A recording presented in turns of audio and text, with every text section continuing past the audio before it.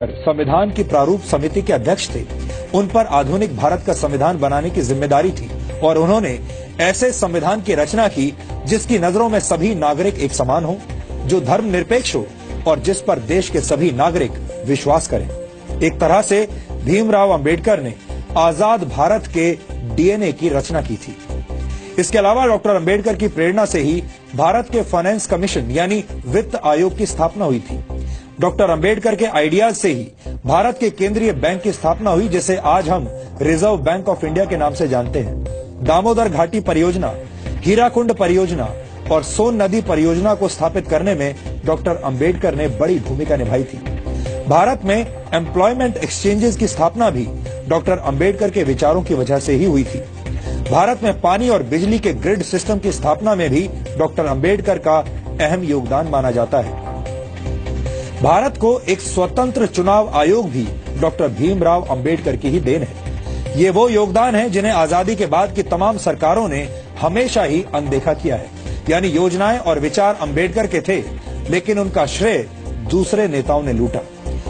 यहां हम आपको भारत के पहले प्रधानमंत्री पंडित जवाहरलाल नेहरू और डॉक्टर भीमराव अंबेडकर के बीच चले राजनीतिक शीत युद्ध यानी पॉलिटिकल कोल्ड वॉर के कुछ उदाहरण भी बताना चाहते हैं।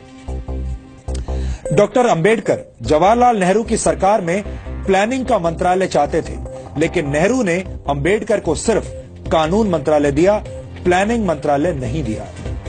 डॉक्टर अंबेडकर विदेश और रक्षा मामलों की समितियों में सदस्यता चाहते थे, लेकिन नेहरू सरकार ने डॉक्टर अंबेडकर को ऐसी किसी भी समिति का सदस्य नहीं बनाया। डॉक्टर अंबेडकर नेहरू सरकार की विदेश नीति से असहमत थे।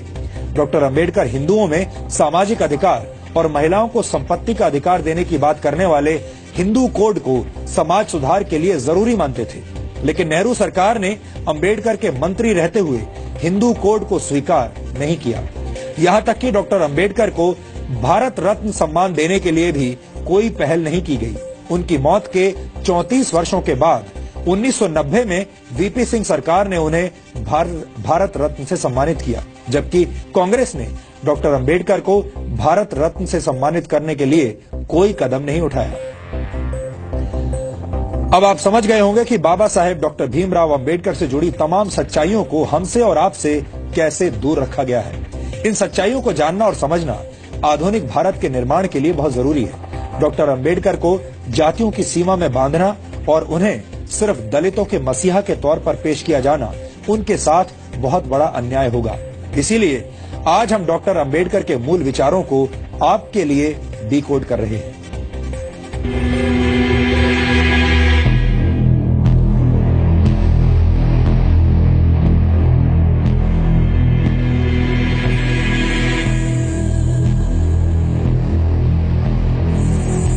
ये गुलामी से संघर्ष करते भारत की तस्वीर है।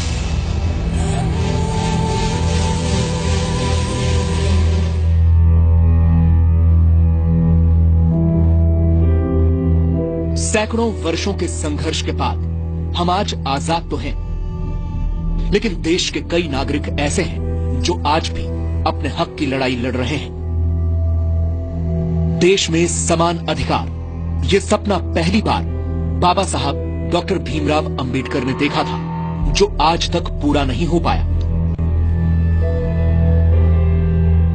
अपनी पढ़ाई के दौरान बाबा साहब भीमराव अंबेडकर को इस बात का एहसास हो गया था कि भारत दो तरह की गुलामी में जकड़ा हुआ है। पहली, अंग्रेजों के दमन और अत्याचार की गुलामी, तो दूसरी तरफ जाति और वर्ण व्यवस्था से अपमान और तिरस्कार सहने की गुलामी। और अंबेडकर ने तो अपने स्कूल जीवन में ही ऐसा तिरस्कार सहा था। स्कूल में बाकी दलित बच्चों की तरह अंबेडकर के साथ ये भेदभाव और तिरस्कार सिर्फ स्कूल जीवन तक ही सीमित नहीं रहा। उनका जीवन ऐसी तिरस्कार की घटनाओं से भरा हुआ है। उस दौर में अंग्रेजों से लड़ने के लिए पूरा देश खड़ा था, तो दलित और शोषित लोगों के अधिकारों के लिए अकेले डॉक्टर भीमराव अंबेडकर समाज के उच्च वर्ग और कांग्रेस से संघर्ष कर रहे थे। डॉक्टर अंबेडकर का मानना था कि देश की तरक्की के लिए देश के हर वर्ग को समानता का अधिकार मिलना जरूरी है। बचपन में हुए भेदभावों की वजह से अंबेडकर हिंदू धर्म को छोड़ना चाहते थे। उनका मानना था कि हिंदू धर्म को छोड़ना धर्म परिवर्तन नहीं बल्कि गुलामी की जंजीरें तोड़ने जैसा है। डॉक्टर अंबेडकर की इस घोषणा के बाद हैदराबाद के निजाम समेत कई मुस्लिम संगठनों ने अंबेडकर को धर्म परिवर्तन के ऑफर दिए, लेकिन बाबा साहब ने हर ऑफर को ठुकरा दिया, क्योंकि वो अपने समाज के लोगों को इज्जत से जीने वाला धर्म देना चाहते थे। इसीलिए वो हिंदू धर्म को छोड़कर बौद्ध धर्म की शरण में चले गए।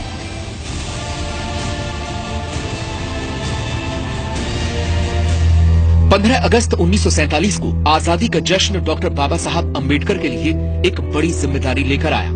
देश की नई सरकार को देश का संविधान बनाने के लिए एक काबिल व्यक्ति की तलाश थी, जिसे कानून की जानकारी के अलावा देश और दुनिया की समझ और समाज की जरूरतों के बारे में पूरी जानकारी हो। और ये तलाश डॉक्टर अंबेडकर पर खत्म हुई। डॉक्टर भीमराव अंबेडकर को देश का पहला कानून मंत्री बनाया गया, जिन्होंने अपनी बिगड़ती सेहत के बावजूद महज 2 साल के अंदर देश को एक मजबूत संविधान दिया। अंबेडकर ने 1951 में हिंदू कोड बिल तैयार कर संसद में पेश किया, जिसमें महिलाओं को समान अधिकार की बात कही गई। हिंदू कोड बिल के तहत पिता की संपत्ति में बेटी को समान अधिकार, विवाहित पुरुष को एक से अधिक पत्नी रखने पर प्रतिबंध और महिलाओं को भी तलाक का अधिकार शामिल था। लेकिन रूढ़िवादी हिंदू ताकतों और सरकार के अंदर ही बिल का विरोध करने वालों के सामने हिंदू कोड बिल लागू नहीं हो सका और सरकार में अपना प्रभाव घटने से निराश होकर डॉक्टर अंबेडकर ने 1951 में मंत्री पद से इस्तीफा दे दिया। अपने इस्तीफे में डॉक्टर अंबेडकर ने लिखा, आज हिंदू कोड बिल की हत्या कर दी गई, ऐसे में मेरा मंत्री बने रहने का अर्थ समझ में नहीं आता। बिल में शादी और तलाक संबंधी विधेयक पर 2 दिन की चर्चा चली, फिर प्रधानमंत्री जवाहरलाल नेहरू ने पूरे हिंदू कोड बिल को वापस लेने की घोषणा कर दी। मैं हैरान रह गया।